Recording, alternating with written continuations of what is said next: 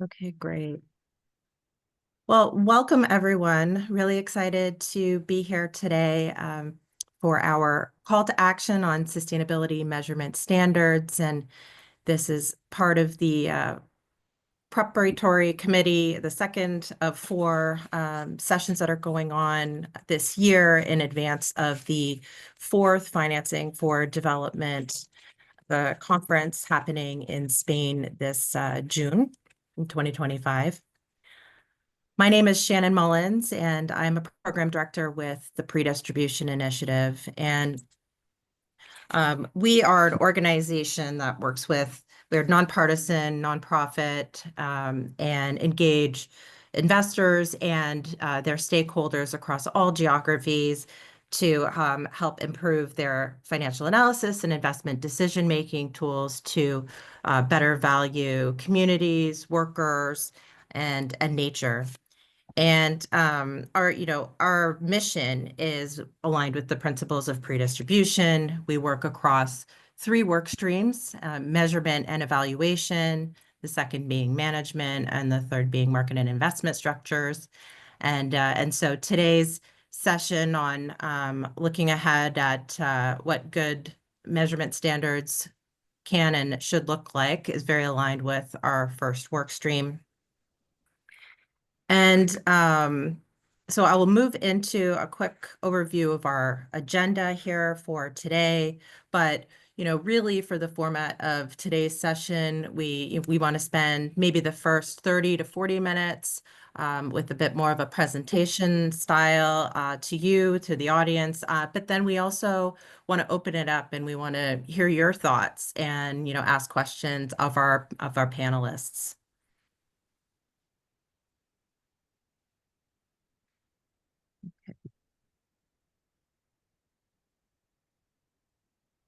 Okay, so for the agenda today, we're going to kick things off with introductory remarks from Ilcheong, senior researcher from UNRISD, and then we'll have a panel discussion. We have four panelists: Heike Grosch, Katharina Herzog, Bob Massie, and Mark McElroy, and I will introduce them each to a greater extent later on in the session. And again, then we would like to open it up to all of you and hear from you. And so, Ilcheong, I think I will hand it over to you, but I will introduce you to those of the audience. So just so those in the audience know who is part of today's session, there are those who have been invited who are part of the formal preparatory committee meeting this week, but there are also those that are very aligned with the agenda with improving sustainability measures, so the sustainable development goals, and part of our close network and interested. And so Ilcheong is a senior research coordinator who is with the UN Research Institute for Social Development, and he's leading Alternative Economies for Transformation program. His portfolio of projects currently include the Sustainable Development Performance Indicators, the Social and Solidarity Economy, Life Economies, the Advanced Program on Human Rights and Sustainable Development, among others. He's born in Korea and trained as a political scientist with a PhD from Oxford University. His specializations are poverty, social policy, labor policy, social economy, and historical analysis of economic and social development processes.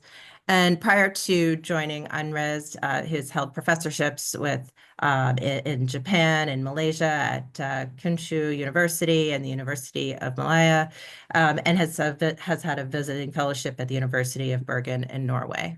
And so, Ilcheong, over to you.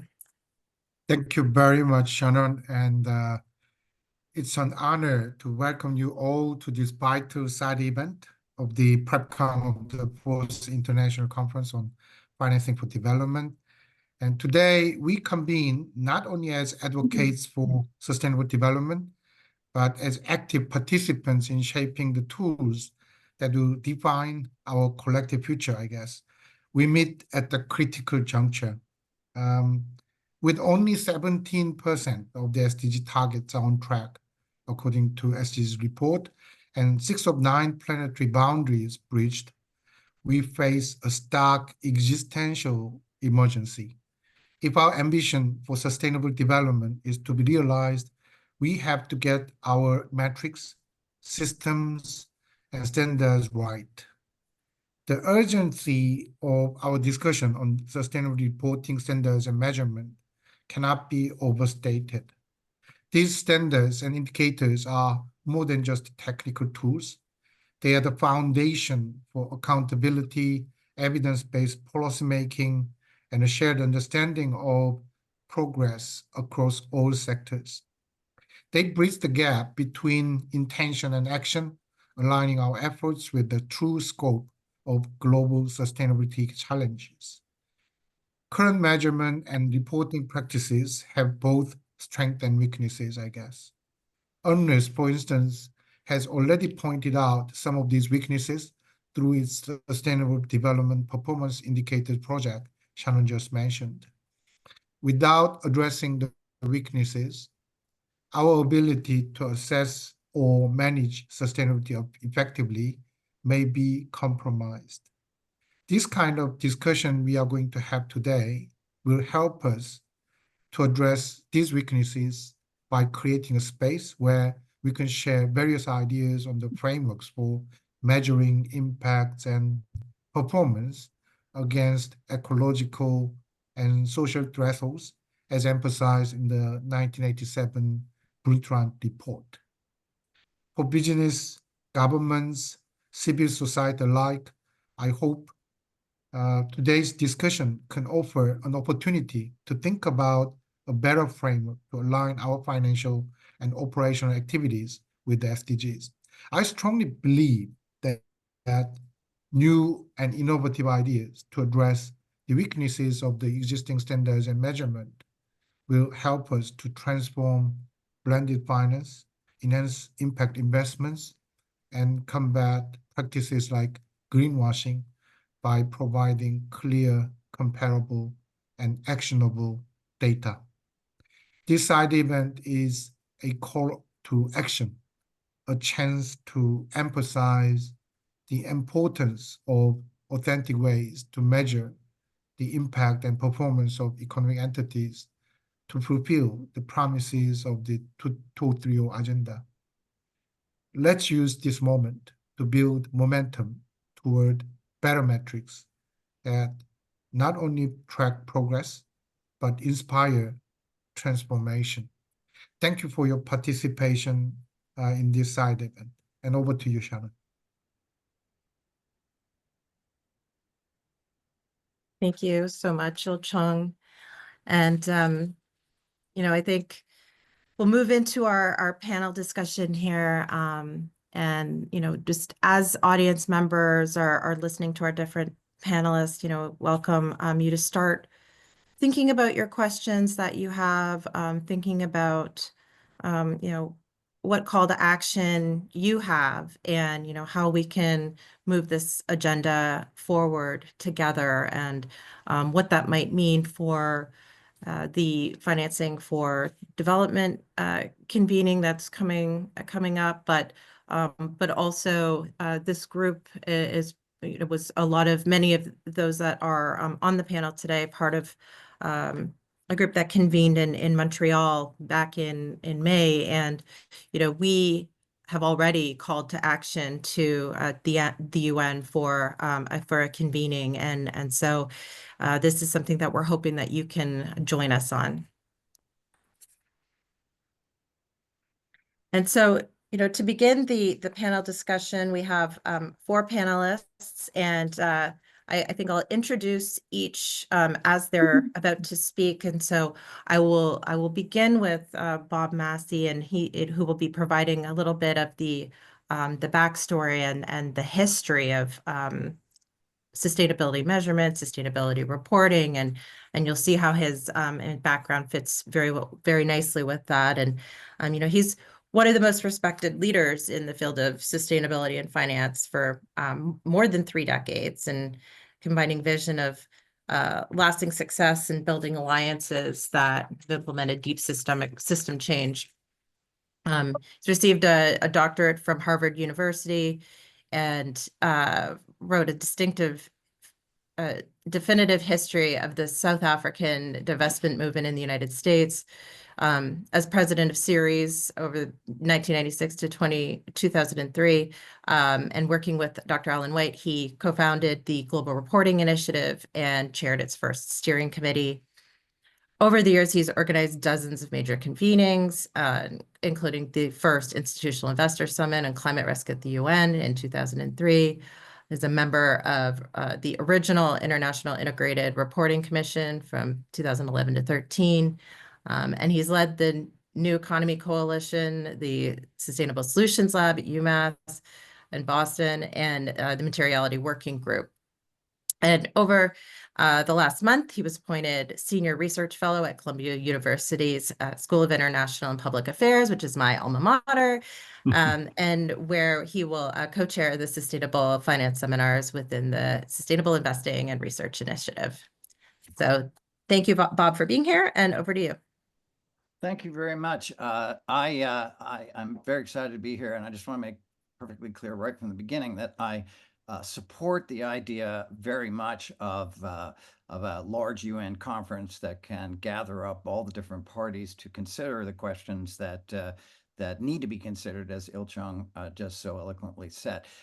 You know, one of the things we're talking about is context-based disclosure, and I just want to offer 5 minutes of historical context and context of the intellectual evolution, because I think we're right at the moment when the discussion of thresholds and allocations is absolutely critical. I think it's worth understanding sort of where we came from.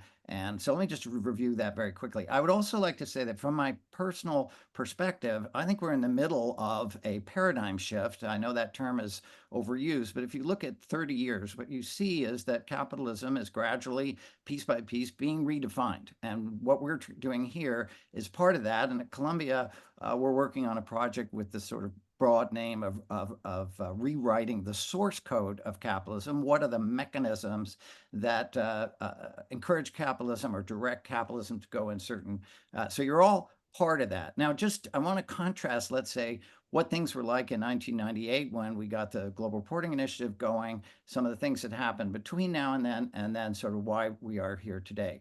So very briefly, many of you may know, in the US context, this effort came out of the Sullivan Principles and the desire to measure and disclose the social performance of firms under the apartheid regime.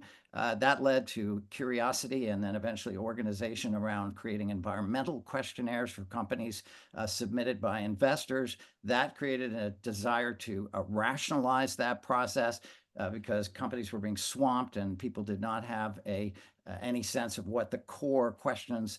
From there, we, Ceres and others, built a relationship with UNEP, and from UNEP, we went to sustainability, much broader set of questions than the original environmental context. I also want to say at the beginning, many of the things we take for granted were simply not accepted. So the idea that seems so obvious to us now that sustainability and environmental concerns might actually have a financial impact on industries and firms was not accepted. And so the whole concept of financial materiality that we now work with was not accepted. So, and partly because people didn't have any data and they assumed away many of the problems. So the only thing that was really talked about at that time was the notion of eco-efficiency. Well, you could do a little better by becoming more efficient with energy and other systems. Okay, so just from there, you know, there's eco-efficiency. Then environment was way over here. Governance was way over there. Environment was a question of compliance. Governance was about other things. The ESG movement was finally recognized that the E and S issues had strategic value. And of course, we've seen a lot of evolution of that. And then the idea was, well, let's make a list of negative externalities that would be useful for investors to a kind of checklist. And then it actually became useful for companies. So then we moved to a checklist. Then, and here's the key thing, companies approached this through the process they understood well, which was continuous improvement.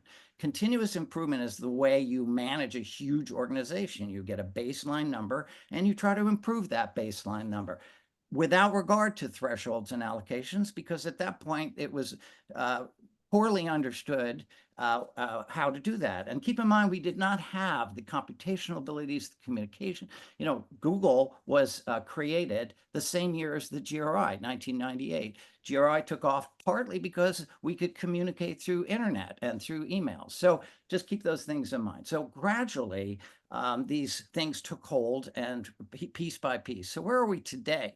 Well, today we now have very distinctive ecosystems working on important pieces of the problem.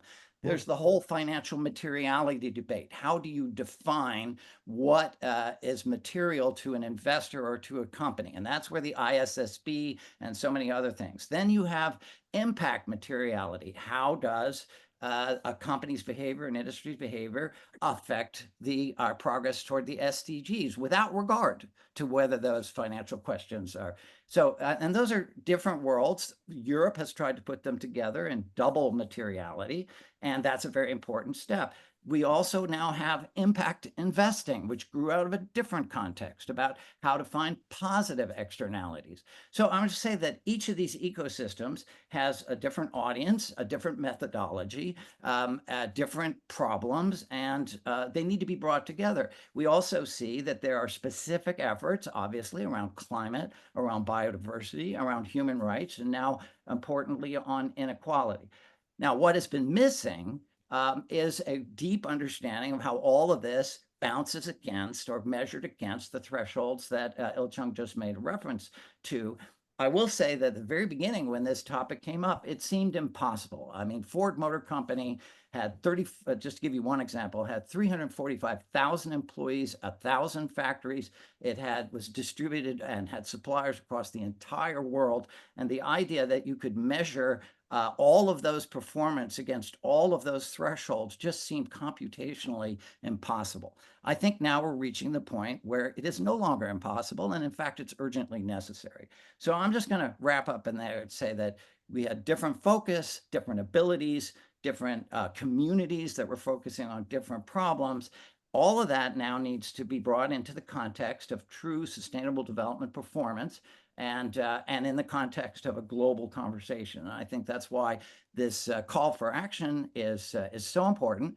And I certainly hope that that all of you will get behind this, because we need to make this happen. This conversation is still too broken and isolated, and I believe that now is the time to put everybody into the same enormous room, so to speak, either literally or electronically, and start to move this forward. So thank you very much. Thank you so much, Bob. And you know, I love the call to action to bring everyone together. And you know, we're here today, and this is looking to move this conversation forward with the convening in Spain and beyond, and making all these fragmented pieces come together and align. And you know, we'll hear from Heike and Katharina on the SDPIs, but this is one innovative approach of many. Many are working on different types of measurement standards or measurement tactics, and it's to come together and discuss and co-create together. And so now, Mark, I'm going to turn it over to you. I will introduce Mark McElroy here, everyone, who is the founding director emeritus of the nonprofit Center for Sustainable Organizations. He developed the context-based sustainability accounting method and consulted businesses around the world on its use. He's also co-creator of Multi-Capitalism, a new economic doctrine in which performance is assessed in terms of impacts on all vital capitals and not just some of them. In 2018, Dr. McElroy was appointed special advisor to the UN on a 4-year project aimed at developing a standardized set of sustainability performance indicators for organizations, now known as the Sustainable Development Performance Indicators, or SDPI. Dr. McElroy has had a long career in management consulting and worked with firms such as PricewaterhouseCoopers, Deloitte Consulting, and KPMG, where he was a partner. And he now lives in Vermont and is where he is calling in from. Well, thank you, Shannon, and greetings everyone from snowy Vermont. As I look out the window, it's snowing even as we speak, which we're all very happy about here anyway. What I'd like to do for my part is to describe as briefly and as succinctly as I can what we believe, many of us on this call and elsewhere believe, is a kind of a blind spot in the field of sustainability accounting. And this is an attempt on our part to suggest that we do something about it, that we come to terms with it, because the effects that it's having on the quality of sustainability accounting in commerce and elsewhere are both profound on the one hand and sort of insidious on the other. You really have to be looking for this problem to see it. But the problem begins with a distinction that we think we can make and should make between measurement and reporting. These are not the same things, and I'll say more about that in a minute. But Shannon, do you want to go ahead and pull up my slide? Oh, sorry, apologies for that. Okay.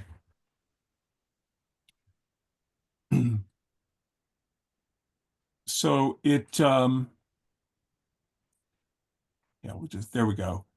So it all starts with identification of the issue that I'm referring to here at the top of the slide, which takes the form of a couple of sort of core principles that I think most of us could agree on. The first one being that reporting necessarily follows measurement, right? First, we measure something, then we report it. And strictly speaking, it is therefore impossible to report anything unless we have first taken stock of it or measured it or described it in some way, and then having done so, are able to codify in a kind of a shareable form whatever it is that we've measured. And yet, despite the sort of fundamental nature of this principle that reporting necessarily follows measurement, corresponding measurement standards in the field of sustainability accounting, unlike reporting standards, measurement standards, strictly speaking, do not exist. And this is the sort of insidious problem that is having unwanted effects in the field that, as I say, you really have to be sort of looking for this in order to see it. So let's just take a quick look at some of the leading international standards in the field of sustainability accounting, most of which I'm sure you've all heard of. But they are, by and large, all very reporting centric. There's the Global Reporting Initiative, or GRI. There's the European Sustainability Reporting Standard, ESRS. And the third one that I want to mention is the International Financial Reporting Standards Sustainability Disclosure Standard. Now, you'll notice that in all three of those standards, the word reporting and the letter R figures prominently in their titles, and you don't really see any reference being made in any of that, at least in terms of the terminology that's being used to describe these standards to measurement. Now, measurement is not entirely missing from these standards. However, from the sort of critical perspective that we want to apply in this discussion, we believe that those standards, those principles or methods pertaining to measurement in the reporting standards are presumptive at best, as if the art and science of determining sustainability performance is a settled matter, when in fact it is not and never was. In fact, as I say, there are no international standards for ascertaining the sustainability performance of organizations or other human social systems in existence today, other than the measurement aspects of the three reporting standards that I have identified above. In fact, the measurement aspects of the three standards, to the extent that you will find treatment of measurement at all in the three standards, differ significantly from one another, as do results whenever they are applied to the same entities, yet all claim to be addressing the same thing in some way, sustainability performance. And in fact, many believe that adhering to the leading standards and the measurement and reporting principles that they entail does not result in disclosure of sustainability performance at all. This really begs the question of measurement. And, you know, I'll just sort of close this quick summary by stating that if we believe that taking effective action in the world depends on the quality of information we rely on to do so, then the absence of measurement standards is deeply problematic and could even be considered a kind of a planetary accounting emergency. So in summary, yes, we have standards for sustainability reporting that are arguably in some ways in conflict with one another. They are not the same thing. But no, we do not have standards yet for sustainability measurement, and yet sustainability reporting necessarily follows and logically depends upon the existence of standards for measurement as a precursor to reporting. So the call to action that we have in mind today is, as others have already said, is to organize around the need to focus on this missing piece, this blind spot in the field of sustainability accounting, which is measurement. Back to you, Shannon. Thanks, Bob. Thanks, Mark. Apologies for that and for not pulling up your slide here, but No worries. You know, certainly resonates. You know, I'm sure everyone's heard the statement of what gets measured gets managed, but you know, if it's not being measured in a way that's makes things decision useful, then you know, it's not necessarily as relevant. And so, you know, we're really trying to bring everyone together to think about what good measurement standards look like, and start to put some principles behind that, and you know, really address, you know, the gaps that we're seeing in the Sustainable Development Goals right now, and try to help change that trajectory forward. And so I think what will be nice is to hear a little bit from those that are closer to the application of the SDPIs as well. And I think we'll start with Heike here. And Heike Grosch is founder and CEO of Matching Fusion. It's a consultancy that specialized on sustainable and regenerative development of organizations, business, and leadership. Matching Fusion offers support for context-based sustainability reporting according to SDPI, and aims to be Corporate Sustainability Reporting Directive, or CSRD, compliant. The projects of Matching Fusion are guided by regenerative principles, and in the context of SDPI framework is seen as a possible bridge from current state to a regenerative future. Heike has 20 years of leadership experience in the corporate world, guided by her intrinsic motivation to contribute to regeneration and flourishing on this planet. She's part of the Montreal group that we mentioned earlier for development of context-based sustainability measurement, and she co-founded the SDPI expert group in Germany. Heike? Yeah, thank you, Shannon. Happy to be here. dialing in from Cologne, Germany today. And I'd like to share some insights of my consultancy practice, because we are accompanying enterprises and organizations in the field of sustainability. And this is in Europe, mostly related to CSRD, ESRS, and we bring in the SDPI. And when we look at the CSRD, which applies to the EU and has prompted around 50,000 companies in the EU to engage in sustainability reporting for the first time, so a lot of newcomers, so to say. And the CSRD says something about what should be reported. So it is separated in this when you look at this. And the ESRS says how it should be reported.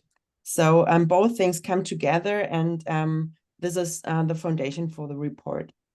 A special feature here is that it's mandatory that an auditor reviews and approves the sustainability report as an annex to the financial reporting. What is important to know is that in my eyes, the CSRD ESRS is largely a transparency standard, and it says nothing, slightly nothing about performance. I like to make an example. When we look at water use, for example, in the CSRD ESRS world, you have to report how many water you have used, you have reused, or you have recycled in the given year. You do not have to disclose information about whether you have used your fair share of the available water. This is what SDPI brings to the table. It is contextualization. And for me, this is really important to have that in the reporting world to approach all these boundaries we have, social as ecological. For every company, for that is material, it is requested to calculate their fair share of water, what is available in SDPI. UNRISD built a platform, greetings to Ilcheong. You can calculate your water use there, and if you are sustainable in this direction or not, with hydrological maps, for example. And this is very easy. I did it several times, and I can recommend that. It's really interesting to know how you are in this when you take this perspective.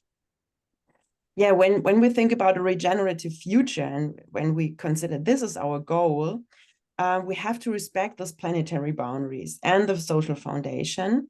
And we have to measure actions of companies against sustainability thresholds. And how do we do that practically? When we work with companies, in the consulting process, we first do the triple materiality assessment, not only the double. During the process of reporting, we pick the reporting process is when we look at mid-sized companies, what we are working with. They have to report according to CSRD. So these are companies who are really interested in, and they pick single indicators from the SDPI framework and integrate that in their reporting. What I like to note here is that this is all work in progress. A lot of companies, as I said, will do that for the first time. And even the German government has not transmitted the EU regulation into German law. So this is still missing, and it's all, as I said, work in progress. That's for me for now, and I hand back to you, Shannon. Thank you. Thank you so much. And I think it's also interesting to note that SDPI has received a lot of accolades recently and been recognized by the EU and ESRS and so this is, you know, very relevant to the regulatory reporting that is needed in Europe. And so I'm going to now introduce our fourth panelist, Katharina Herzog. She is a co-founder and CEO of MoneyCare. This is an innovative fintech company from Vienna specializing in automating the collection of sustainability data through their advanced AI assistant and empowering financial platforms with sustainability data solutions. The platform provides accessible and transparent information about companies' sustainability performance to retail investors and using the SDPI to assess it. On the platform, retail investors can easily identify companies that align with their own values and respect social standards and planetary boundaries. Before embarking on the entrepreneurial journey, Katharina gained valuable experience and expertise at the crossroads of development cooperation, sustainability, and finance. One of her endeavors led to Rwanda work as a consultant with UN Women in the field of access to finance for women and economic empowerment. And she was recently recognized as one of Forbes 30 Under 30 for exceptional contributions to sustainable fintech innovation. And congratulations, Katharina. And over to you. Thank you so much. Thank you for this introduction and also for the invitation to speak on this panel. I think it's a very crucial point in time, as we've heard a couple of times, to have these discussions, to make room to think about how we want to measure and assess sustainability and how we can actually really achieve the sustainable development goals or whatever goals we might be setting in the future. My name is Katharina. I'm, as you said, the co-founder and CEO of MoneyCare, and what we do is basically look at listed companies, so stock listed companies, and assess how sustainable they truly are. Because as you might know, there's a lot of greenwashing going on and also a lot of confusion in some of the rating practices that it's hard to really see through it and have a transparent way of assessing and taking these indicators and data points into consideration when making investment decisions. So I think my role here today is sort of rounding up the inputs that we've heard so far on the evolution of sustainability measurement and reporting and how this can actually look like in practice if we apply the Sustainable Development Performance Indicators.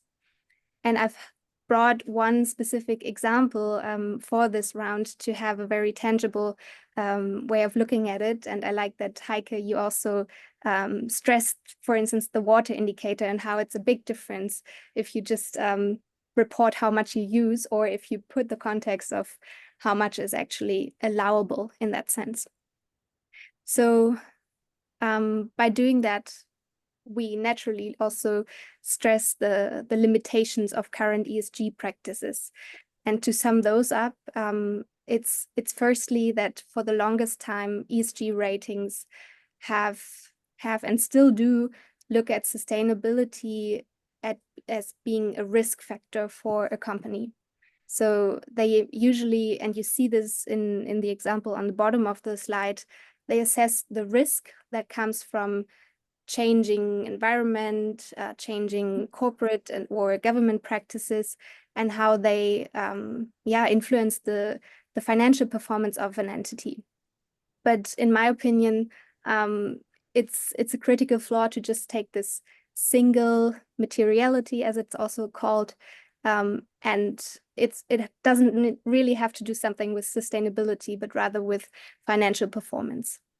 Now, the SDPI instead, they broaden this perspective and they don't just look at how sustainability affects the company, but also what is actually the sustainability performance of that company. So we're moving from single materiality to double materiality.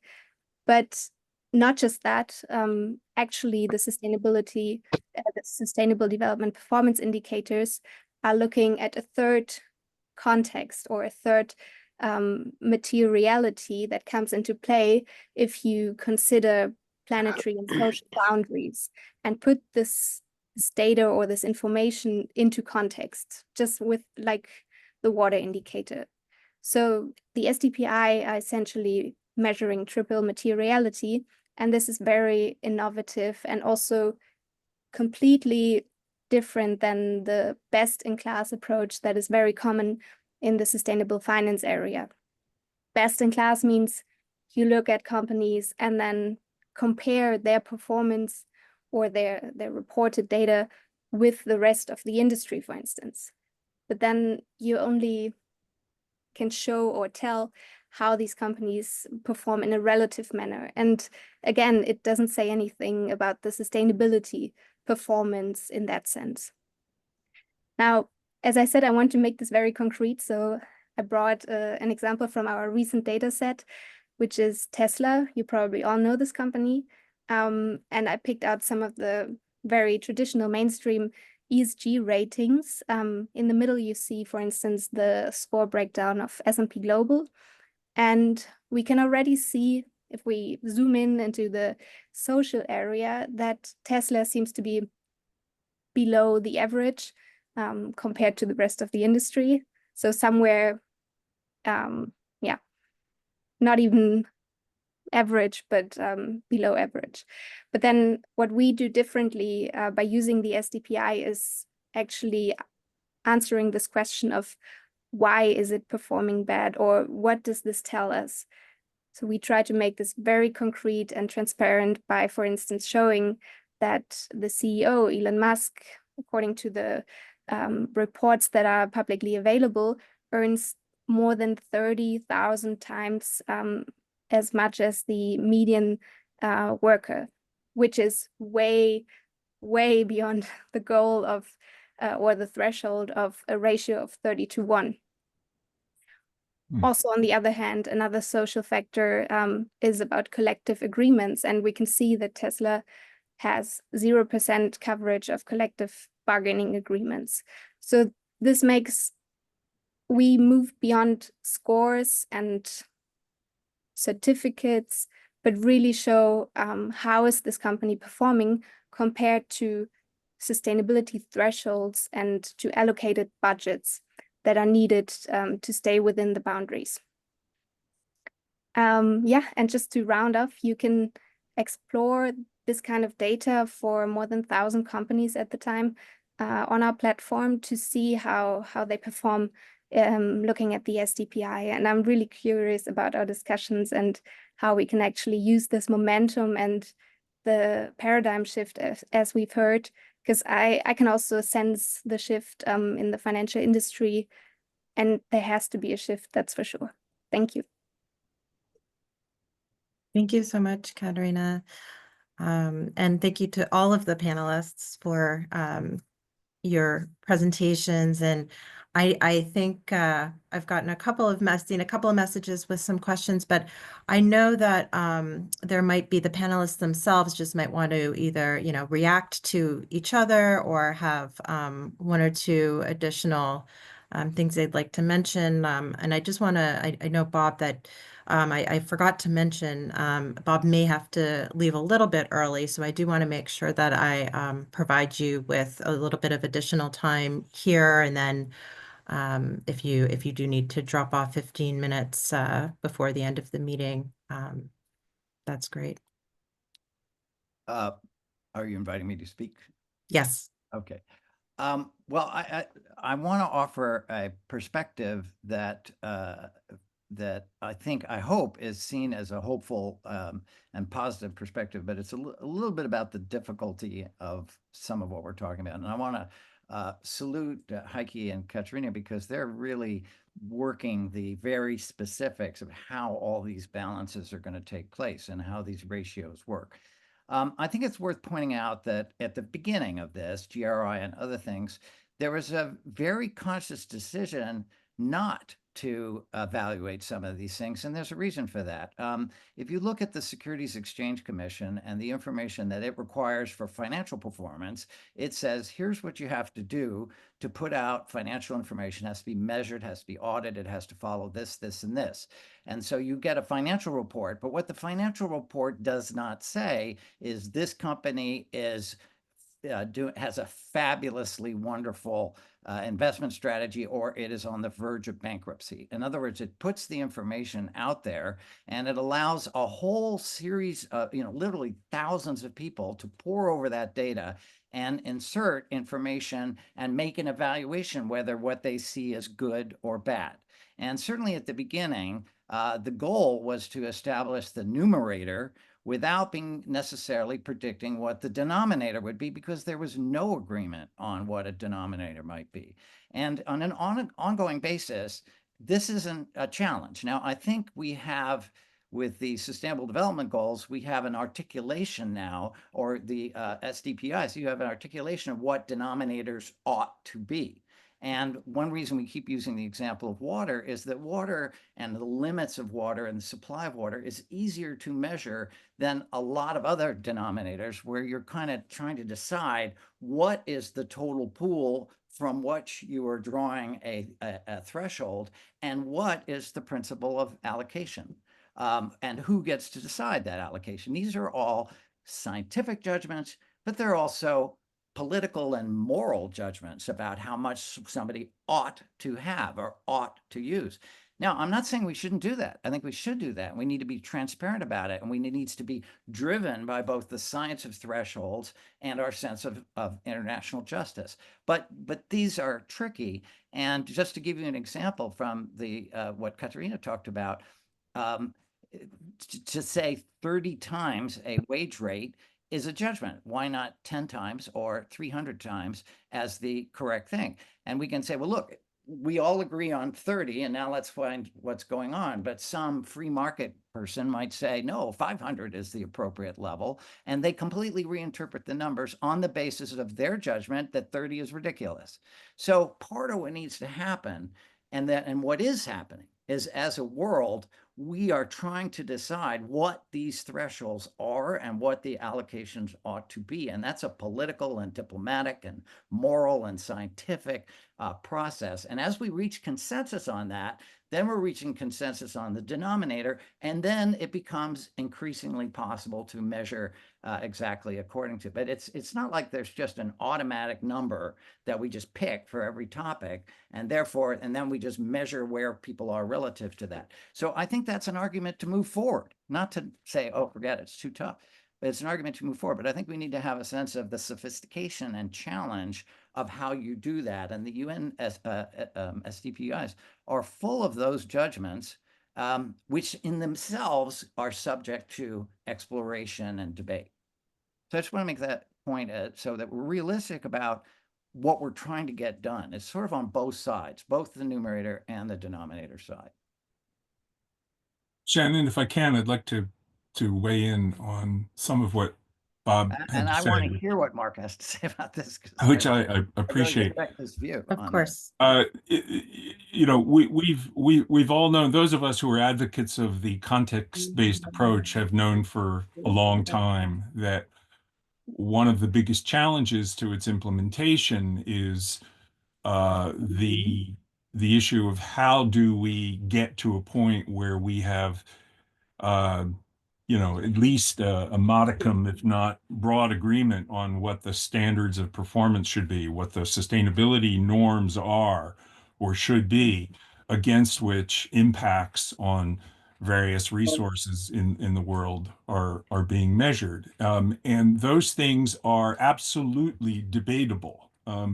No one is attempting to, dictate sustainability thresholds or even allocations for individual companies. So yes, they are debatable. So let the debate begin. This is the point we are trying to make, and even when we reach agreements, on an ongoing basis as to what those thresholds and allocations should be for individual areas of impacts, they are never anything more than tentative agreements. Okay, they are, even the thresholds that enjoy broad consensus are liable to be overturned in the future when we stumble across errors that we have made in our initial calculations, or when the quality of the underlying science improves, or when context itself changes. And so this methodology needs to be adaptive and has been designed to be adaptive. The only other point I want to make about financial reporting as a kind of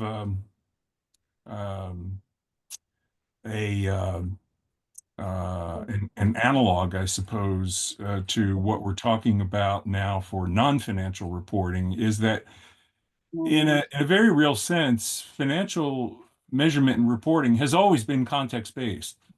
And it is today context-based. We just don't refer to it in those terms. But, to say that there are no judgments or criteria for making judgments in financial reporting is, I think, to misstate the facts. I mean, all we need to do to find context thresholds and allocations in conventional financial reporting is to look at income statements. Organizations are either profitable or they're not, and to operate continuously on an unprofitable basis is not sustainable. There's a bottom line for that, for arriving at that kind of judgment. And so in some important, if not ironic ways, much of the inspiration for sustainability accounting, context-based sustainability accounting, has come from an understanding of conventional financial accounting and how it actually works. And that, in fact, in addition, it's that insight that has also made it possible under the context-based approach to achieve integrated reporting. Because both financial and non-financial, if both financial and non-financial measurement and reporting are relying on the same accounting principles, then that creates the opportunity to integrate results or measures or scores, if you like, that are achieved in all three domains. And that's one of the things that in our development and experimentation with context-based sustainability, we have been able to do and to demonstrate, but that's a topic for another day, I suppose. Yeah, a lot to unpack there. Thanks so much, Mark. And I'll also just give the opportunity to either Heike or Katharina before opening up to the broader audience questions, if there was anything else that has come to mind.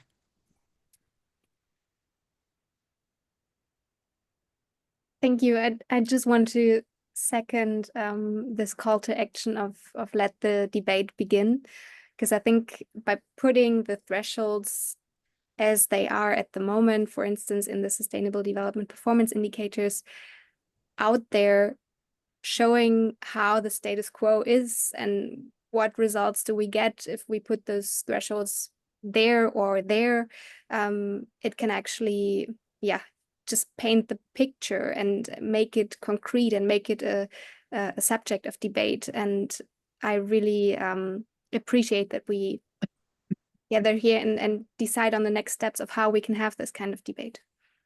Yeah, and to build on that, thank you, Katharina.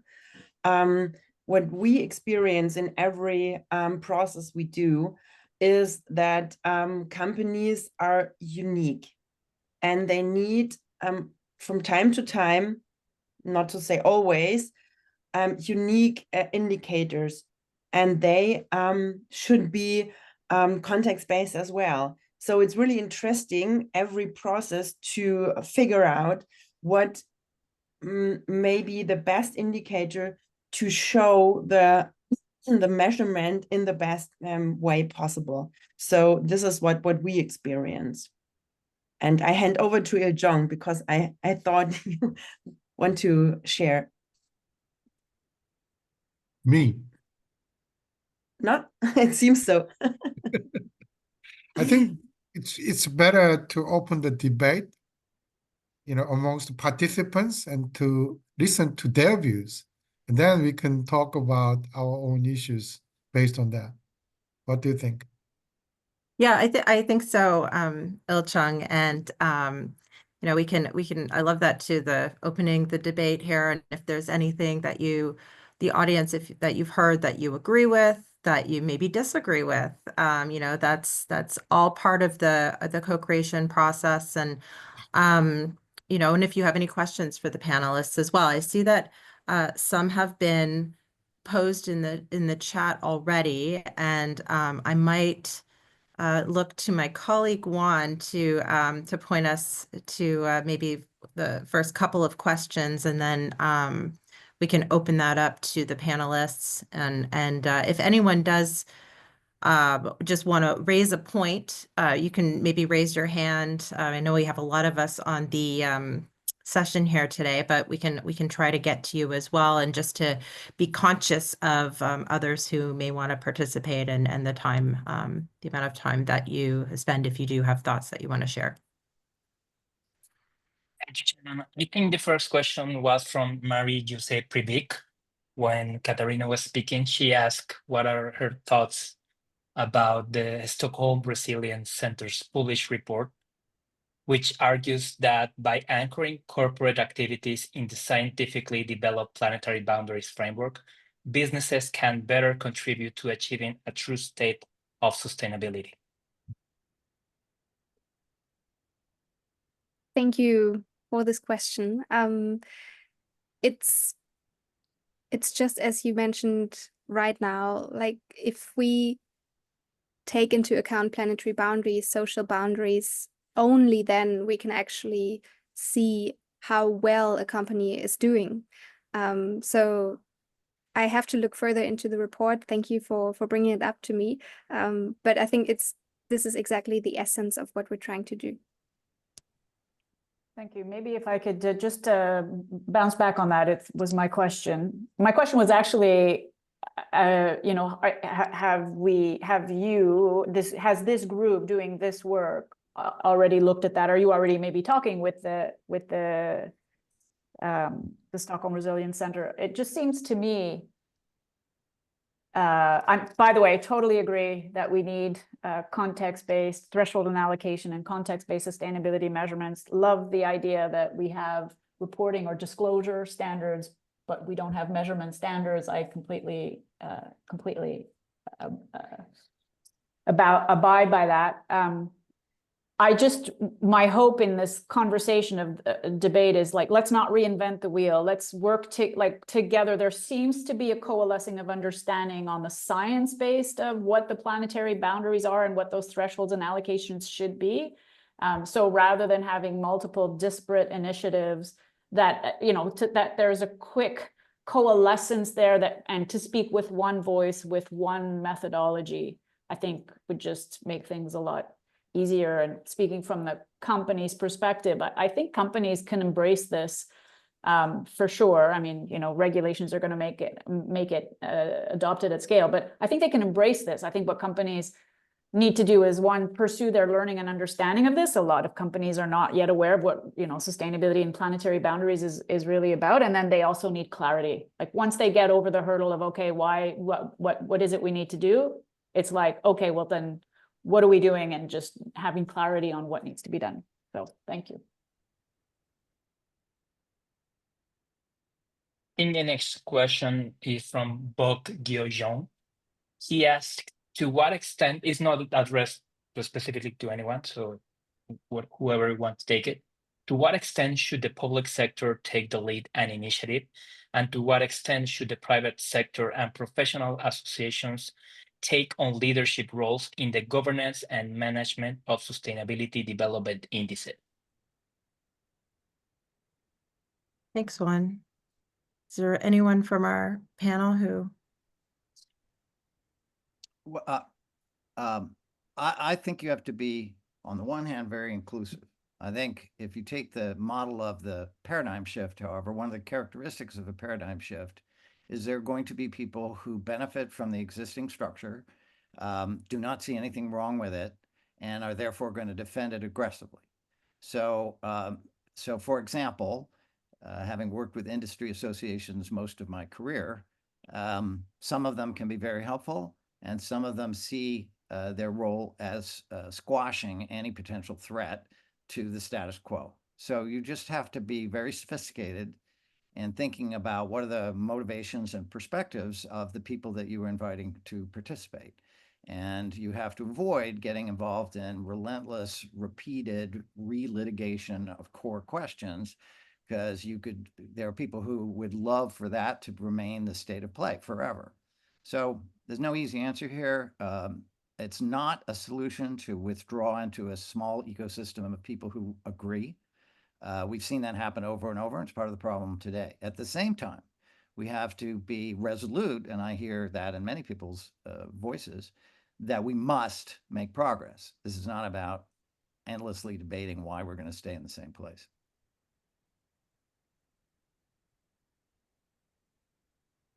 Thank you, Bob. Thanks, Bob. And we have 2 hands raised right now. Ralph Thurm, please go ahead. Thanks. Thanks, first of all, for all the contributions. And also just recognizing and fully agree on the fact that when we discuss thresholds and allocations, we need to do that as an invitation to discuss. I remember the times when we set up GRI G2 and G3, and we had to fight for the sustainability context principle, because there were many comments of people who said, well, we don't have the data, and how do we get to the data? But it was also a recognition that without the sustainability context principle, the connection of the GRI guidelines to the paradigm of sustainability would get lost. So that is the main reason why it is in there and why it has to be there, because otherwise it is mainly efficiency measurement in areas that are somewhat connected to the idea of sustainability. But I think it is important to really realize that it needs context, and by that, thresholds and allocations. How else would you be able to define that you are successful? How else would you be able to make any plea that any performance is successful, is sustainable or not? So yeah, let's discuss. The time is ripe for that.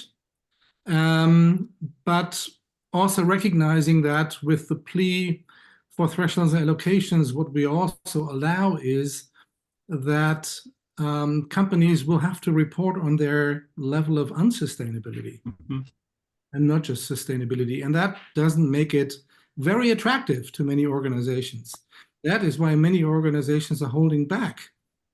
That is also why I think the ESRS and even more the ISSB is just ignoring the context, the sustainability context principle. Because first of all, they want that many organizations apply these standards. And there is, an uncomfortable truth by applying thresholds and allocations. It defines you to help to understand how unsustainable you really are. And when you look at the 1,000 companies of MoneyCare, and you look at the percentages of sustainability, 1 minus that percentage is the level of unsustainability. So from that perspective, we need just simply be aware that this is uncomfortable for many organizations, but still we need to have that information. And the other point that I want to make simply is that it is not just only about the quality of thresholds and allocations. We've done more than 20 trainings with more than 250 sustainability experts on the UNSDPI. And when I look at what's the biggest issue for these organizations, it is not the data, It is not the accuracy of a threshold. It is not working on allocations. It is how can we leverage the use of that information? It is very much the question, why do governments do not support this? Why do industry associations don't pull programs together where they discuss with their industry peers what potential allocations in their individual sector could be? Because the UNSDPI just give you a frame of how to do that.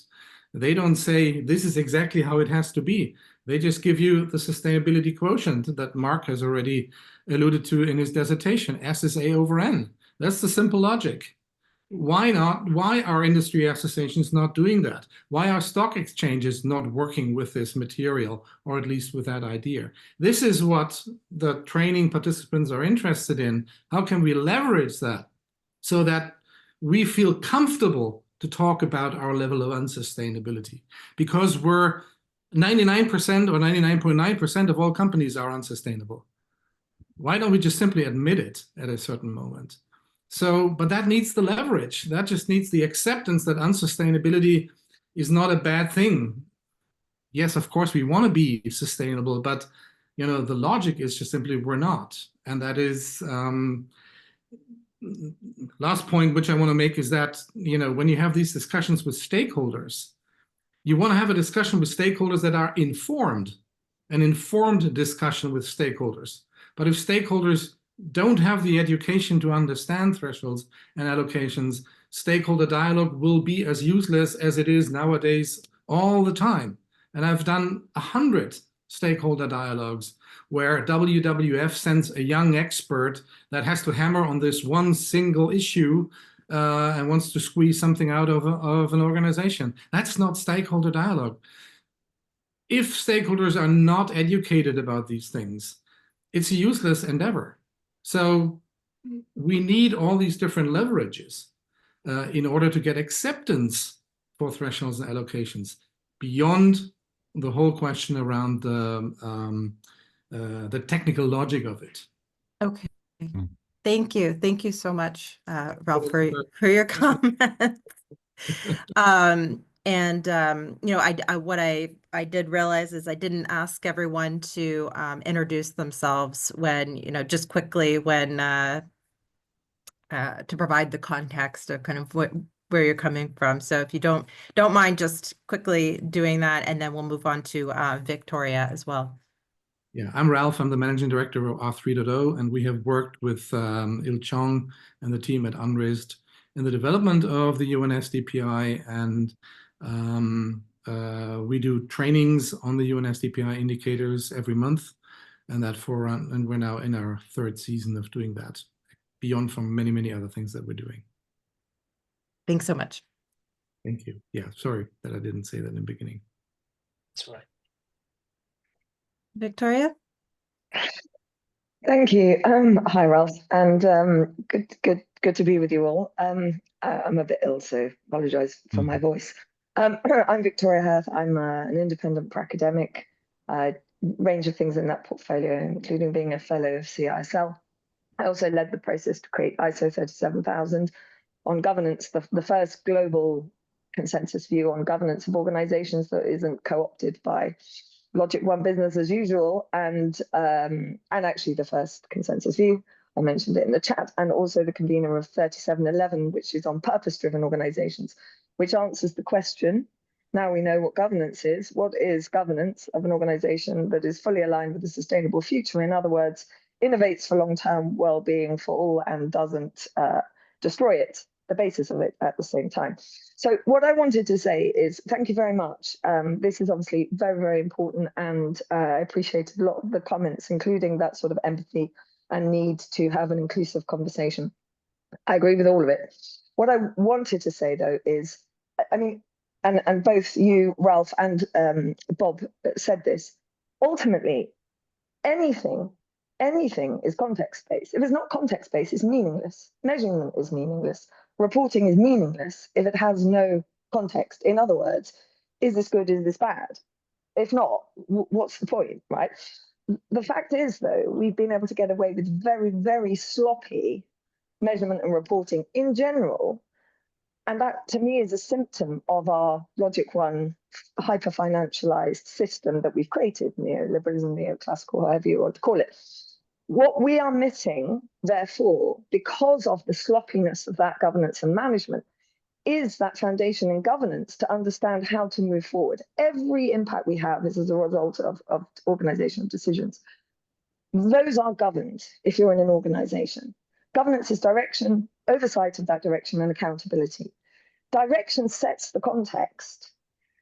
And what we're asking is organizations to report on things that are not part of their direction, so they're meaningless to them. Someone put in the chat. So our current system says, well, why are you asking? It has no logic. It's irrational for me to do this. And that's fine, because when it comes to accountability, it's not just accountability for whether you have achieved your direction.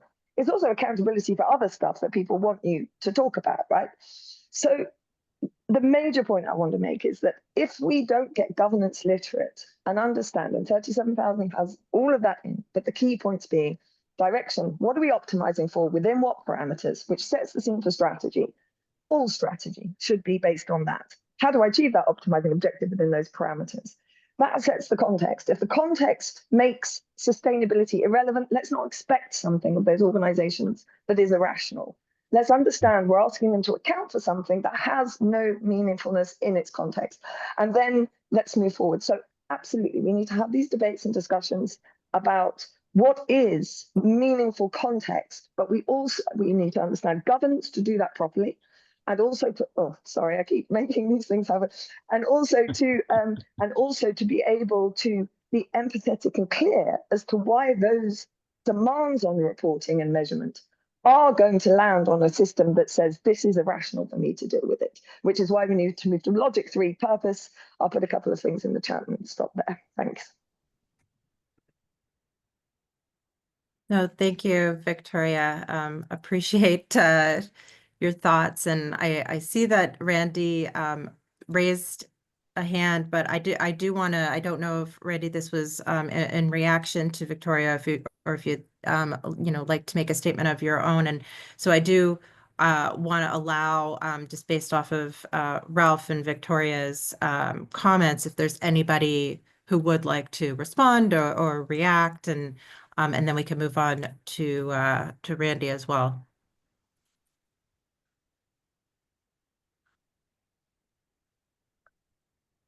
Just a quick reaction to Victoria's input. I fully agree that in a world where it simply doesn't matter for companies if they are sustainable or not, because all the parameters that we look at are financial performance and the money around it, then it doesn't make sense for them.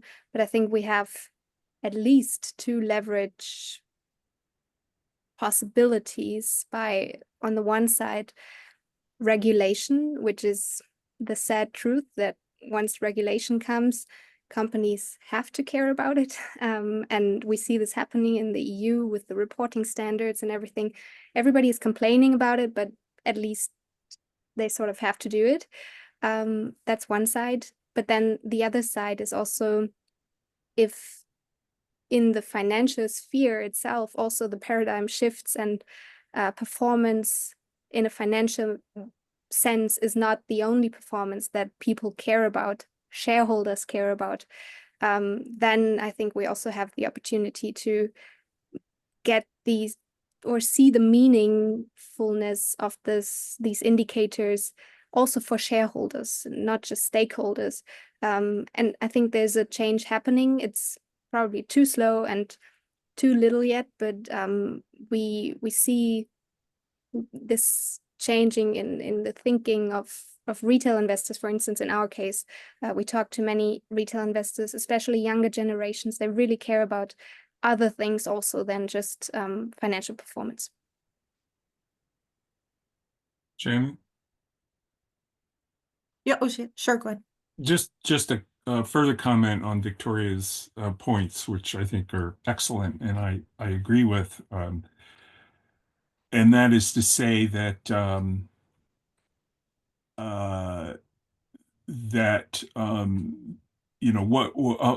the challenges that we face with the continued development and implementation of context-based sustainability accounting is the fact that there's no requirement for it, right?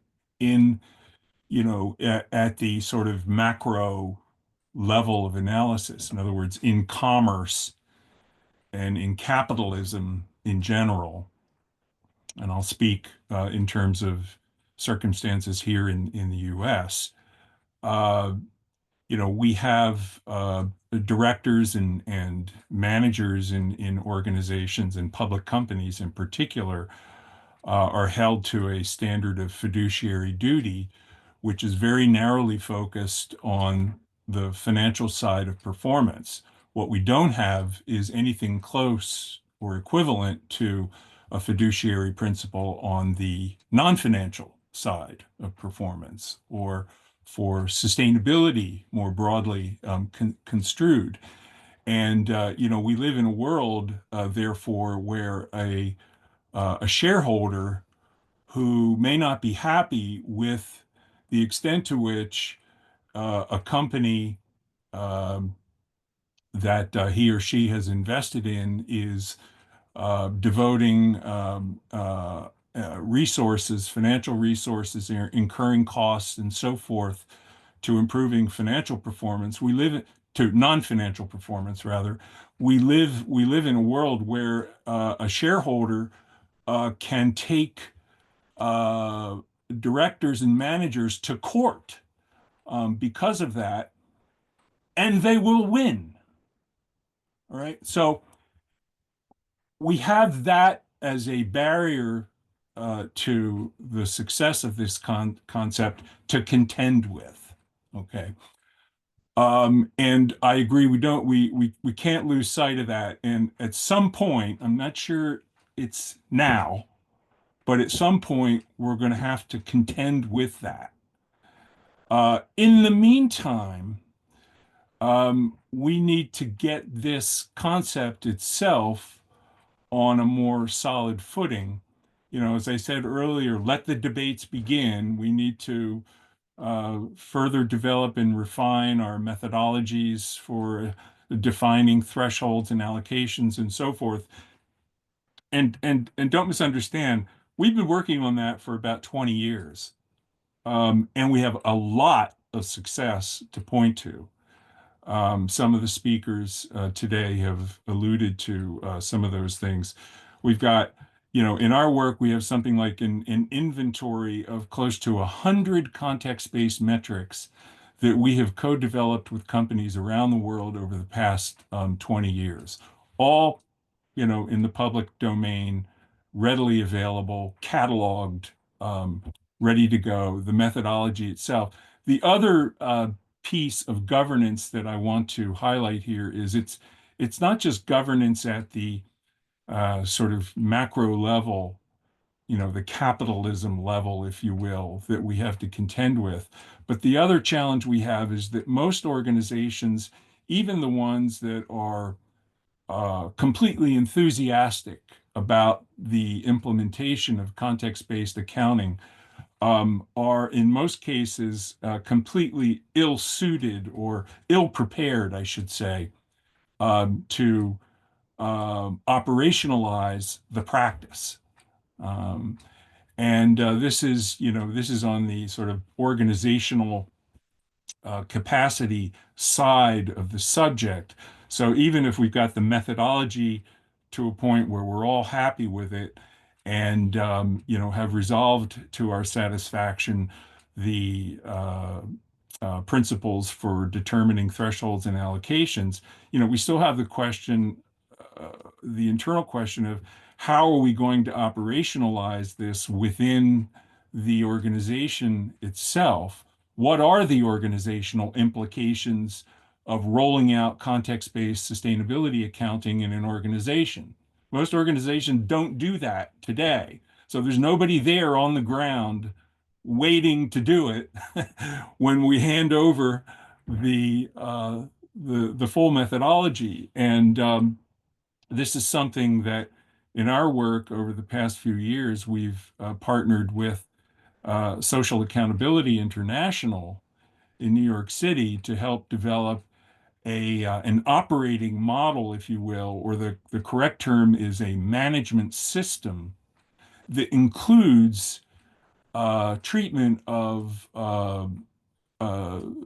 governance issues at the level of individual organizations for what it will take to actually operationalize this kind of accounting inside an organization. And so, I just want to caution that it's not just the technicalities of the methodology itself that is a challenge. Another challenge is, our organizations themselves structurally and, or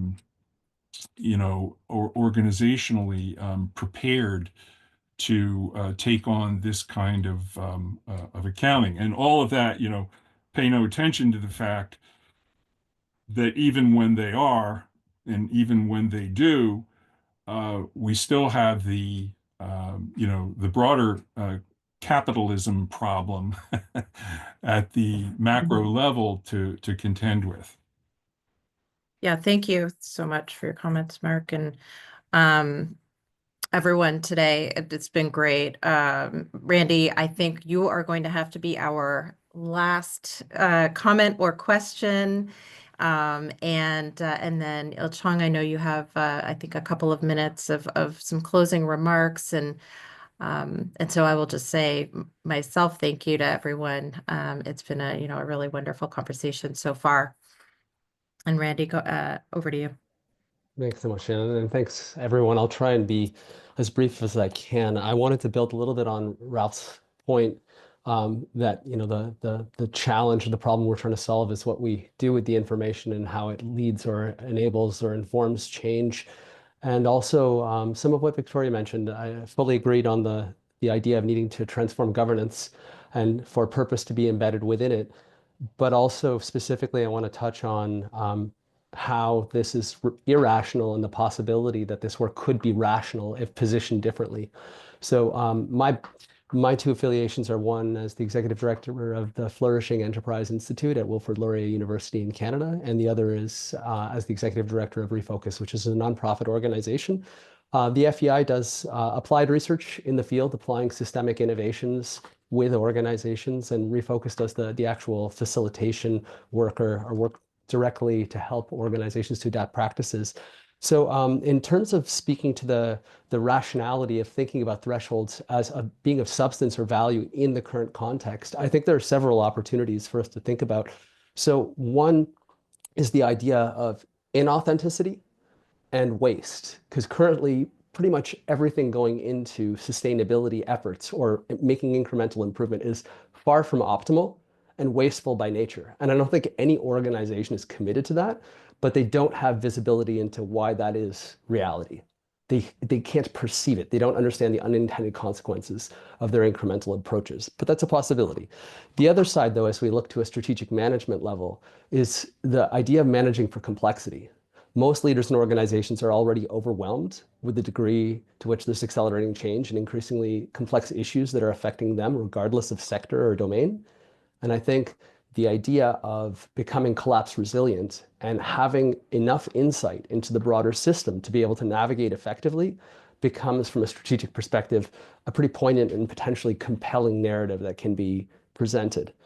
And I think eventually, if we mature enough, we get to the point where managing for purpose in an adequately sophisticated manner for our future well-being becomes of interest, but we don't need to start there. So this points me a little bit to my question to UNRISD and others, which is around your research agenda. So we collaborated with Mark on the first implementation of context-based sustainability in the municipal sector. We're part of the pilot. Our experience in practice is that we really need clear comparisons before and afters that show what an organization could, may have, or did do based on incremental approaches, and then a clear and very stark reality quotient of how things changed or transformed when those different practices were in place. We've embarked on doing some of this research ourselves with our very limited capacity. We're currently interviewing donut and SDG cities and doing a compare-contrast so we start to understand the specific intervals or pinpoints where things kind of fall off based on conventional approaches and measures. And this is something we would love to collaborate on. I also think there's a gap in terms of identifying useful and credible thresholds. As we get into the complexity of context-based indicators, there's such a wide potential range of thresholds that may need to be defined, and so much upfront effort that individual organizations need to invest into identifying those potential thresholds. And if we could do some of that research upfront and create a long list of potential thresholds that would be useful and credible, I think that would be a huge leg up in terms of moving the movement forward. And then there's a whole bunch of discipline to talk about in terms of how do we actually enable the transformation of strategic management practices. So taking this information internally and helping to adapt specific practices that are commonly executed in organizations. I won't talk about that now, but I just wanted to put that out there and open up a conversation about some of these ideas that are sitting very high on our research agenda and to see where there might be some collaborative possibilities. Thank you so much for the conversation, the information shared, and the opportunity to speak myself. Cheers.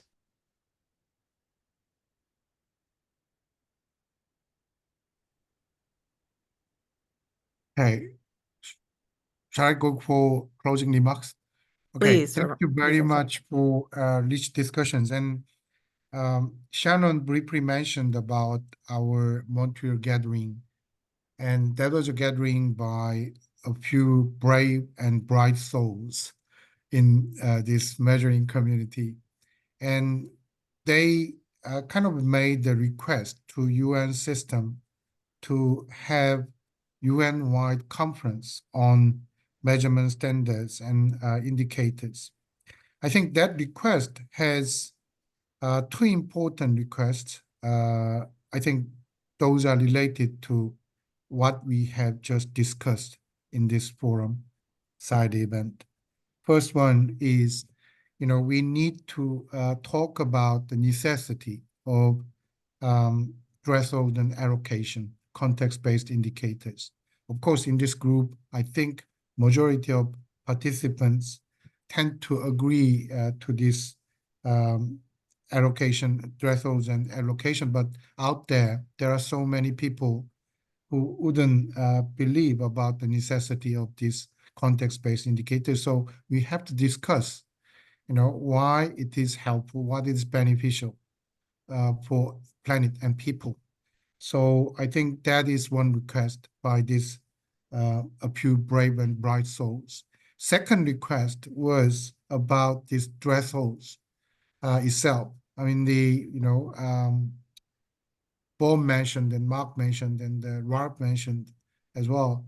We need to discuss about what kind of threshold is should be established as a kind of a rule or regulation or the kind of standard we have to meet.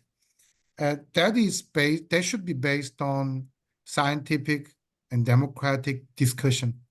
So in order to do it, we need to have discussion, especially discussion at the place where governments can make decisions which can be imposed, to companies. So that's why this, brave and bright souls requested a kind of a UN-wide conference on sustainability reporting, measurement and indicators. So I encourage you to join them, to put the pressure on the UN system to have this kind of a conference where we can discuss about the future direction. It is not enough to support or agree to the importance of context-based indicators. We have to move forward in terms of establishing thresholds agreed by majority of this community and applied or employed by companies. So we have to make those companies who used to find employing these indicators, context-based indicators, uncomfortable, feel that they are comfortable because of the regulations and pressure by the government. So we have to establish rules and regulations for companies to adopt and employ these context-based indicators by establishing scientifically solid and democratically established thresholds and allocation. So I think, today's discussion gave us very good lesson. First one is let the debate begin. We have to begin the debate. And second one, this show must go on ever and forever and ever. So thank you very much from UNRISD, who is going to play a key role in putting the pressure on the UN system to organize this kind of conference. Thank you very much. Thank you, everyone. And we'll be in touch with the recording and the summary takeaways.